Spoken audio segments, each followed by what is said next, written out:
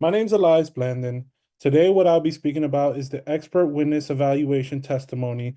This is for CCJ 4225, and let's get right into it, okay? The introduction. This introduction is about the demonstrative evidence is becoming a common in courtrooms due to its role clarifying, explaining, and offering visual aspects of presentation, making it easy for jurors to understand the facts. The evidence is usually presented in many forms, such as photographs, graphs, diagrams, drawings, and charts. It is often presented by expert witnesses, such as doctors, engineers, who help clarify the nature of crimes in simpler terms. It is important for the expert witness to explain concepts and processes in a way that is easily accessible to the majority of the population and the jury. This expert witness reports analysis expert witnesses testifying in three different videos by discussing the strengths and the weaknesses of each expert. Okay. This video I cannot play due to it being age restricted, so we're going to get on to the next video. But I do have my analysis on that as well, okay? Dr. White, to date, how much have you been paid by the defense for your involvement in this case? I think I was told I've been paid about 11,000. I got a check recently, which has not been deposited as yet. And how much do you expect to be paid upon completion of all your work in this case? I guess if they have money, I think they have limited financial resources. Objection, non-responsive. Sustained. Motion is stricken. Disregard. Listen carefully to the question. You may ask it, please. How much do you expect to be paid in total upon completion of your involvement in this case? That's vague and ambiguous regarding expectations versus actuality. Well, I'm going to sustain the objection to the characterization expect to be paid. I think you can rephrase the question. How much do you expect to receive in compensation for your involvement in this case? Sustain question. Sustain. You've received, you have an agreement to receive payment following your testimony in this case? No, I do not. Is it your testimony under oath that the only money you're receiving is $11,000? To date, that's correct. It might be 11,200. I really don't know. My wife handles all my finances. Is it your testimony that that amount represents the total compensation you are going to receive from the defense for your involvement in this case? I can't say that with certainty. There are certainly some other expenses, airline trips between Los Angeles and San Francisco that I would hope to be reimbursed for. Other than reimbursement, for your time, specifically for your time, is it your testimony under oath that the only compensation you're going to receive in total for your time put in this case is $11,000? I hope I receive some compensation for all the time I've spent in the courtroom. Okay, and how much compensation are you going to request? Well, normally, you want to know how much I charge normally for court appearances? Sure. About $3,500 a day. Okay. But I have not billed them that amount because I don't think they have those resources. And you've sat here throughout the testimony of Dr. Steinberg, multiple days of Dr. Kamangar. You've been here for hearings. You were here for all of Dr. Schaefer's testimony. I believe you've been here at least 10, 11, 12 days. About that number. Does that sound about accurate? I think that's about right.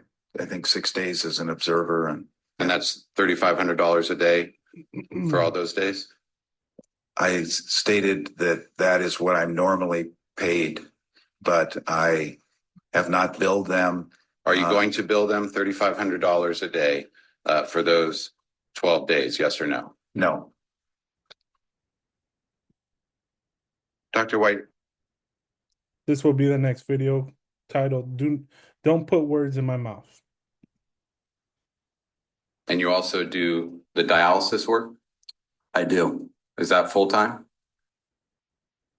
What do you mean by full-time? Well, it typically means 40 hours a week, something like that. I wish I worked 40 hours a week. And so does my family.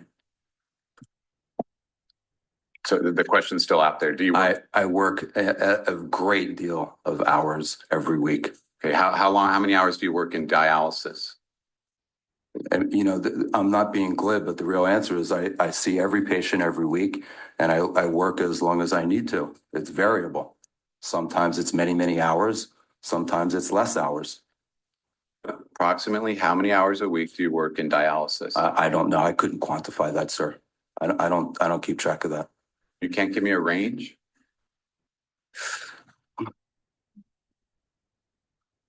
I really can't. I honestly, I don't count them. I don't track them. Is there a reason why it's so difficult for you to answer my questions and it was so easy for you to answer Mr. Chernoff? Objection argument is Sustained. You need not respond. Your next question, Mr. Wall? You can't answer how many hours you work in dialysis. Is that correct? What you're asking me is extremely non-specific, and I'm telling you honestly, I don't measure. How many hours did you work in dialysis last week? I don't know. I was specific. I was at the dialysis unit Monday morning and afternoon, Tuesday for a few hours, Friday for a few hours. That's my typical week. Sometimes I go on Thursdays, sometimes I don't. Sometimes I go on Tuesdays, sometimes I don't. Would you agree that in the field of addiction medicine, that it needs to be confronted as a real clinical disease with very real clinical roots? It's absolutely a brain disease and it needs to be treated as such.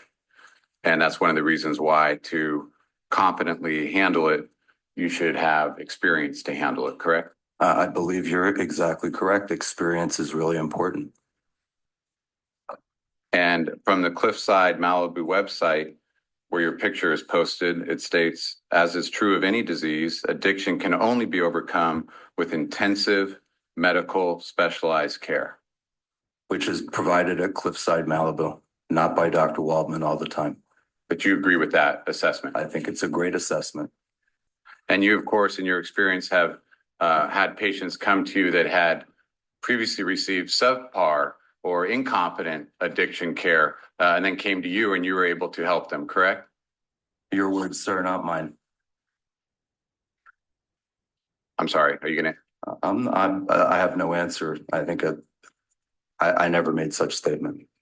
I didn't ask you if you made that statement. I'm asking you a question. No, you're actually putting the words in my mouth. Would you, Your Honor, would the court rephrase instruct the it? witness to answer the question?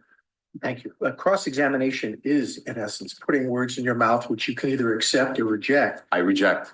Okay. So you have never had a patient come to you that you determined had received incompetent care and you were subsequently able to help them. You've never had that happen? Sir, I never embellish what I do by denigrating what one of my colleagues does. Addiction treatment, casting dispersion at prior treatment, it's not necessary. When somebody comes to me for treatment, many times they've had prior treatment. Their success or failure of treatment is not a function of who treated them. It's a serious illness. Failure rate is twice the success rate everywhere. So no, it's not a function of who treated them. That plays no role? What I said to you in answer to your question again, sir, is that when I accept somebody in treatment, I don't speak negatively about their prior treatment. I didn't ask you. Or yes, you did. Or the treatment providers. Okay.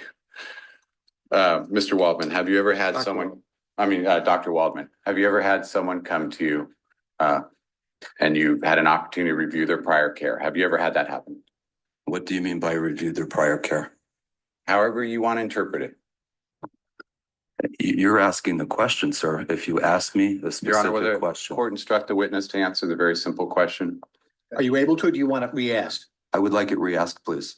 Mr. Walgren? Have you ever, by any means, whatever you want to put into your answer, have you ever had a patient come to you where you evaluated, by whatever means you want to say, Dr. Waldman, where you've evaluated their prior care as it relates to addiction medicine? Yes, And have you ever had a situation where you did such an evaluation and determined that they did not receive proper care as it relates to addiction medicine? yes, There, thank you. And when you've had those situations where you determined they had not received proper care as it relates to addiction medicine, have you, as a specialist, been able to help them? sometimes I'm sure I have. Thank you. And you also do.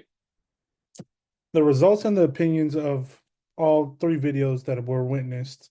The videos provided expert witnesses at various stages of their testimony, including during their cross-examination and the presentation of demonstrative evidence.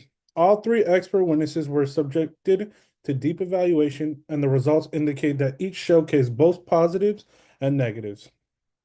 For example, the witness in the first video made a good use of his illustrations and demonstrations, but failed to ensure that his presentations were accurate and verifiable. In the second video, the expert witness demonstrated great professionalism, but was evasive in his response. The third expert witness was a good active listener, but he was also vague in most of his responses and was very deflective towards the defend lawyer. These results and opinions will be thoroughly examined in the detailed analysis section. That'll be all for today. This is my oral testimony, and have a wonderful day and night.